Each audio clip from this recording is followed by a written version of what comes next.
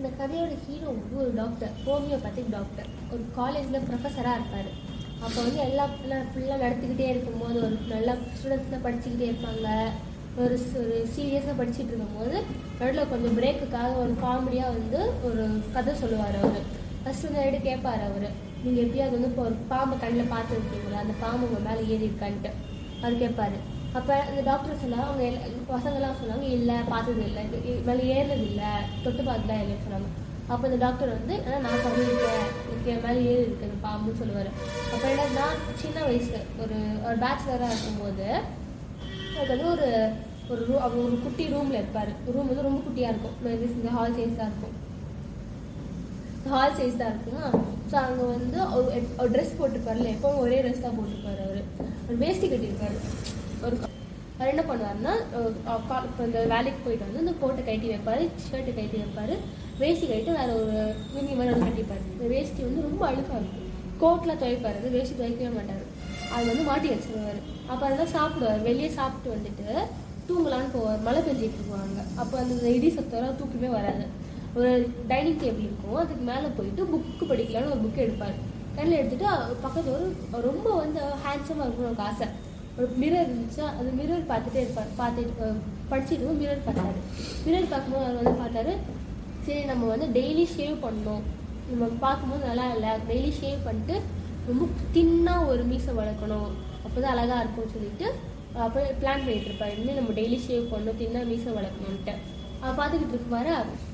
அப்போ வந்து அவருக்கு ஒரு இது வரும், ஒரு தாட்டு. கல்யாணம் பண்ணிக்கிற பொண்ணு வந்து அவங்க டாக்டராக இருக்கணும், நல்ல நிறைய காசு இருக்கணும் அவங்களுக்கு, அவங்களும் வேலைக்கு போகணும், அவங்க வந்து குண்டாக இருக்கணும்னு ஆசை. ஏன்னா அது தப்பு பண்ணிட்டாருன்னா ஒரு ஓடும் போது அவங்க பின்னாடி துரத்திட்டு வந்து அவர் பிடிச்சிடக்கூடாதுன்னு சொல்லிட்டு குண்டாக இருக்கணும்னு ஆசைப்படுவார். அவர் அந்த மாதிரி ஆசைப்பட்டு படிச்சுக்கிட்டே இருப்பாரா. அப்போ வந்து அவங்க வீட்டில் வந்து மேலே கூரை இருக்குல்ல, அங்கே வந்து நிறைய எலியெலாம் ஓடும். எப்போ மூணு சத்தம் ஒரு எலி ஓடுற மாதிரி சத்தம், அதே மாதிரி ஃபஸ்ட் சத்தம் வந்துச்சு அவருக்கு. கொஞ்சம் வித்தியாசமாக ரொம்ப ஃபாஸ்ட் ஒரு அது வந்து ஸ்லோவாக வரும்போது சத்தம், கொஞ்சம் மெதுவாக கொஞ்சம் ரொம்ப ஃபோர்ஸாக வந்துச்சு சத்தம். அவர் என்னன்ட்டு மேலே பார்த்து பின்னாடி திரும்பவே இல்லை. அவர் பார்த்துட்டு லைட்டாக திரும்பி பார்க்கலன்னா ஒரு பெரிய பாம்பு, அணக்கொண்டாயில் ஒரு பாம்பு. இந்த பாம்பு வந்து ஒரு கிட்ட அந்த பெஞ்சுக்கிட்ட வருது. அப்போ இந்த மாதிரி சேரில் உட்காந்து அந்த சேரில் அப்படி ஏறி அவர் கையில் இந்த லெஃப்ட் ஆர்ம் இருக்குல்ல, லெஃப்ட் ஆர்மில் ஃபுல்லாக சுற்றிக்கிச்சு அந்த பாம்பு. இந்த பாம்பு சுற்றிக்கிட்டு அவர் மூஞ்சிக்கும் அந்த பாம்புக்கு சும்மா ஒரு 2-3 இன்ச்சு கேப்பு தான் இருக்குது.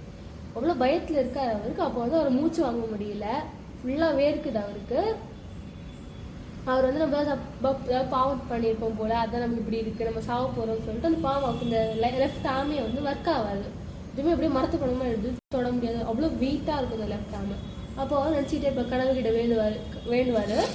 அப்புறம் வந்து என்ன பண்ணுவார்னா, அழுவும் மேடம் கொஞ்சம் மூஞ்சிமோ சோகமாக பயத்தில் நர்வஸாக இருப்பார். கடவுள்கிட்ட வேண்டுவார். அப்போ அது அங்கேயே இருக்கும். அப்புறம் கண்ணாடி இருக்கும், திருப்பி பார்த்தார் கண்ணாடி. அது கண்ணாடி பார்த்துட்டு அவர் மூஞ்சி பார்த்து அவங்க இதுலேயும் வந்து சிரிப்பார்.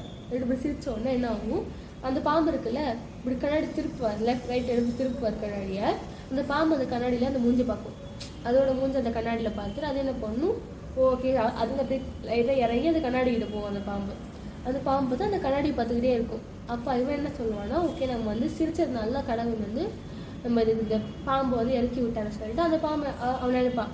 அந்த பாம்பு வந்து அதோட பியூட்டினால வந்து அட்ராக்ட் ஆகிடுச்சு, அது வந்து கண்ணாடிக்கிட்ட போயிடுச்சு. அப்போ அது யோசிச்சுப்பா, இது பையன் பாம்பாக இருக்குமா பொண்ணு பாம்பாக இருக்குமா, அதுக்கு அந்த பாம்புக்கு வந்து தெரியுதா, அது வந்து அதோட ரிஃப்ளெக்ஷனாக தெரியுதா, இல்லை அந்த மாதிரி இன்னொரு பாம்பு அங்கே இருக்கா அப்படின்னு நினச்சிட்டு இருக்கா அப்படின்னு நினைப்பான்.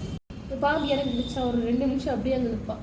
அப்புறம் வீட்டிலேருந்து ஆரம்பித்து ஓடி ஒரு 4-5 கிலோமீட்டர் தள்ளி அவன் ஃப்ரெண்டு வீடு ஒன்று இருக்கும், அங்கே போய் ஓடி ஃபஸ்ட்டு வந்து நல்லா எண்ணெய் தள்ளி குளிச்சிடுவான். அந்த பாம்பு ஏறிச்சுல அந்த உடம்பு வர மாதிரி குளிச்சுட்டு அடுத்த நாள் காலையில் பாம்பு வீட்டுக்கு போயிடுச்சு. ஒரு 4-5 பேர் கூப்பிட்டு போனான் அது வீட்டுக்கு. கூப்பிட்டு போயிட்டு அந்த சாமான்லாம் எடுக்கிறதுக்கு, வீடு மாற்றுறதுக்கு கூப்பிட்டு போவானா, ஃப்ரெண்ட்ஸ் எல்லாம் கூப்பிட்டு போவானா.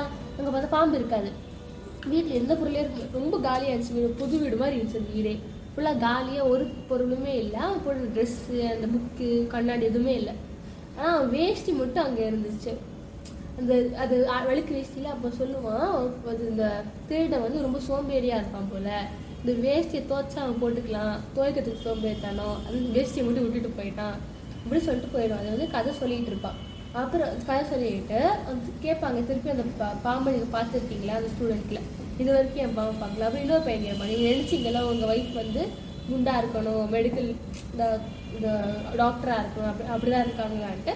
அது டாக்டரானு சொல்ல மாட்டாங்க, ஆனால் அவன் குண்டாக இருக்க மாட்டான். அதனால ஒல்லியாக ஸ்ப்ரிண்ட் ரேசர், அதாவது இந்த 100 மீட்டர் 200 போடுவாங்கல்ல, அவங்கள மாதிரி அது ரேஸ் ஓடுறவங்கள அவ்வளோ ஒருத்தியா அத்லெட்டு அப்படின்னு சொல்லி முடிச்சிருவாங்க கதையை.